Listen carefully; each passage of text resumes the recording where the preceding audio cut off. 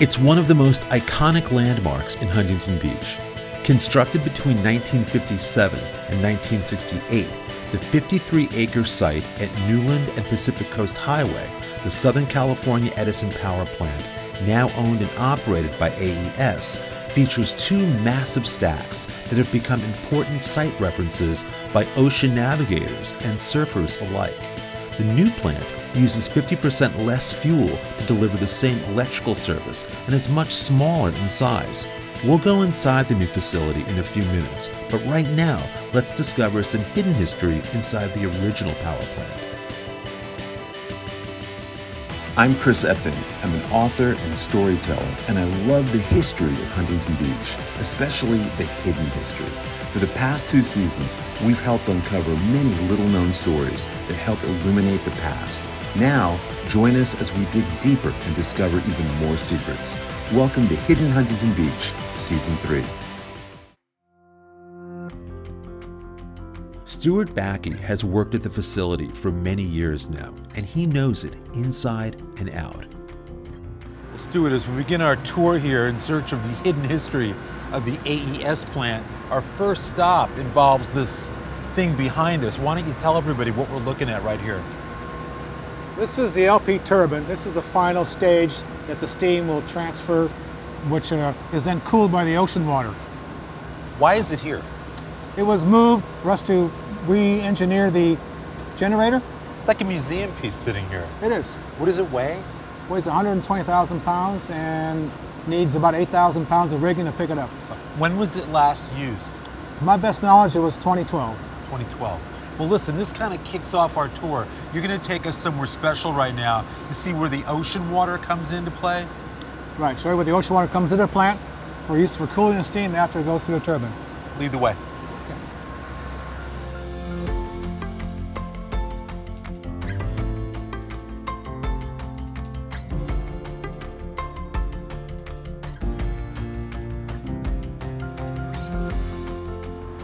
Well, Stuart, we are 120 feet up, as high as the elevator can take us here. Correct. At the AES plant. And I have to tell you, this is one of the most beautiful vantage points I've ever been in Huntington Beach. Yeah, it's a great view up here. Very special to a lot of us. We'll come up here maybe during lunchtime and look out across the ocean. And a lot of things have gone on over the years that I've been around. The new construction, the history on these plants here, like the stacks behind me, 210 feet high. A lot of the mariners have used them for focal points coming back from Catalina, for instance. Surfers use them too, I think, as Yeah. well, to kind of, again, set up their landmarks Right. from the water. Now, you're also adjacent to the Wetlands Wildlife Center.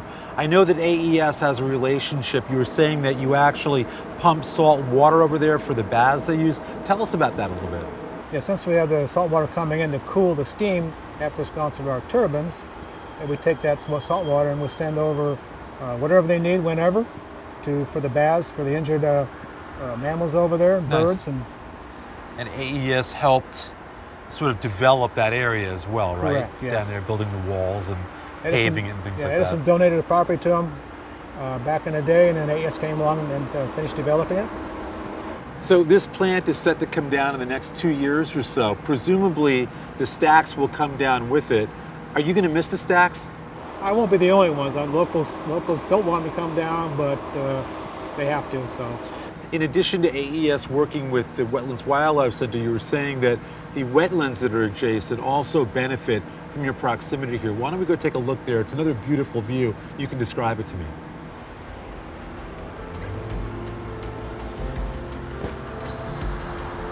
Stuart, another incredible view here, this time of the wetlands adjacent to AES. What wetlands are these? This is the Huntington Beach wetlands. Huntington Beach wetlands. Now, you were saying that AES played a part in helping to either redevelop or salvage those wetlands. What happened?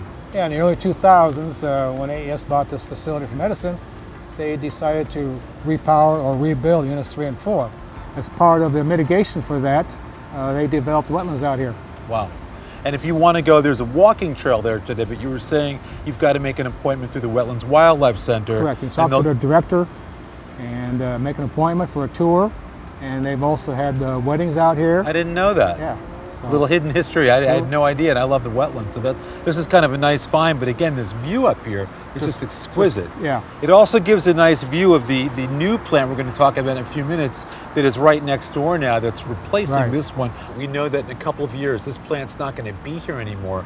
I'm hoping as a city, we can salvage some parts, for historic purposes. Sure. Because again, this plant's been here now more than 60 years. It's definitely part of the landscape. People, you can see it in postcards starting late 1950s. Sure. It becomes almost the skyline of Huntington Beach in a way. But in any event, we're going to head down. This has been magnificent up here. I've always wondered what the view is like up here. It's actually better than I thought it was going to be. So thank you for sharing this with us. We're going to head down now, learn a little bit more about the history of the new plant, okay? So why don't you lead us out? Glad you could join us. Thanks, Stuart. Waco Werda is the president of AES Huntington Beach. We were fortunate to have him as a personal tour guide of the new facility. Well, Waco, it's, I've been through the old, and now I guess it's time for the new. How can you not start on the new without what we're standing next to right now? Talk about the sound wall mural that's here, how it's here, why it's here, how it came to be. Chris, this is certainly an appropriate starting point right here. This is the new sound wall mural that AES Huntington Beach has put forward.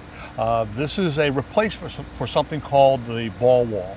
It was supposed to be a 100-foot tall wall made out of plastic spheres and architectural wire. Like an artistic statement. It was an architectural treatment, a visual treatment for the folks over in Magnolia.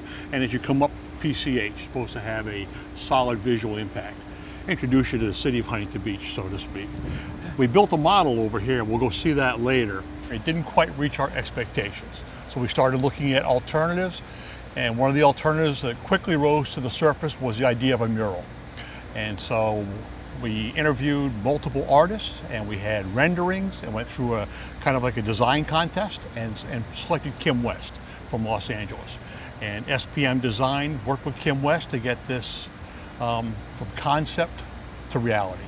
How do you like it? I love it. I think it's different. It's not the usual, right? The city of Huntington Beach has a lot of surfboards and waves, and this is certainly something that's a lot more vibrant. Well, it definitely is different than what's been sitting on Coast Highway since the late 1950s. Whole new personality. Okay, what's our first little tour going to be here? Sure enough, we're going to take a walk around the corner. We're going to look at the air-cooled condensers. That's taking the place of ocean cooling water. This facility uses 97% less water than the old plant, so it's really a very environmentally friendly approach. By the way, where we're standing right now is right by the wetlands here. Yes. I can't imagine that it's not nice to come out once in a while and just enjoy. I know AES was part of the restoration here, right? Yep. And these are beautiful wetlands. I mean, they really are. Absolutely gorgeous. They've done a wonderful job there, and we provide support through labor and utilities and financial support, but can't say enough good things about this. And they really rose to the occasion during the oil spill, if I may say so. Absolutely. They really stepped up. Why don't you lead the way and take us back? Sure, let's go. All right, well, Waco, this is truly hidden Huntington Beach. We are tucked away here in the new AES plant. Talk to me about where we're standing, what's happening around us. I feel like we're kind of in the nerve center of things. Well, you actually are. This is called the air-cooled condenser, Chris. And this air-cooled condenser takes the place of ocean cooling water. So the steam comes out of the steam turbine. It goes through these large blue conduits that we see behind us over here, and up and into the air-cooled condenser. It's two essentially car radiators laid flat like this with these huge 30-foot diameter fans sucking air up off the ocean and cooling and condensing the steam, and it gets returned back to the heat recovery steam generators. There's something very beautiful in that space in there, those 30-foot fans all kind of working in unison. It's something very powerful, very windy in there, but there's something very symmetrical and really visually very arresting about it. Almost elegant. It's like the fans are talking to each other, isn't Absolutely. it? It's cool. It really is. I think at some point, I don't know what the legality would be. It would be great to give tours back here once in a while because visually, it's really impressive. It really is beautiful. We agree, and we plan on opening it up for tours once the mural is done. Right. And once we've got a couple other things squared away. We're still in the warranty period now. Yeah. A lot of work going on, but that should end sometime in February, maybe March of next year. Why don't we head off now and we'll stop and see that other kind of artistic idea that didn't quite make it, okay? Sounds good, Lead the Chris. way. Let's go. All right, so Waco, last but not least here, the sphere wall, as you call it, Yep. or as it's been named. We're standing here. Talk about what this is and what it was supposed to have been. I guess it's a mistake, right?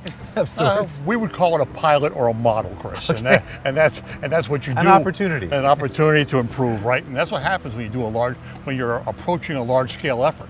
You'll go ahead and do a model and see if it works. And in this case, we said it doesn't work.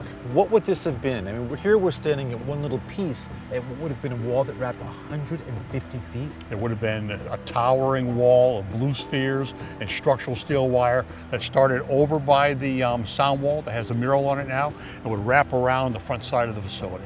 What were some of the primary issues with this design? Well, once we put it up, we had discussions with the wetlands, and they talked about the stainless steel wire providing perching locations for raptors. So Osprey would have loved it. I think they might have really appreciated it. There was discussion about plastic bags and other trash potentially getting caught up in the wires. There was discussion around dirt accumulation and the maintenance required to keep it clean. There's discussion around the fading, which you can see is already taking place right here. Yeah. And then, as you just demonstrated here, the balls have a strong desire to rotate in the breeze. And so I can't imagine thousands of these balls rotating in a stiff onshore breeze. The noise would have been Potentially, really yeah. bad. Yeah. And Waco, last but not least, right behind you are the two stacks that are going to come down in a couple of years. Why don't you talk a little bit about what those mean to the community and what your take on them is?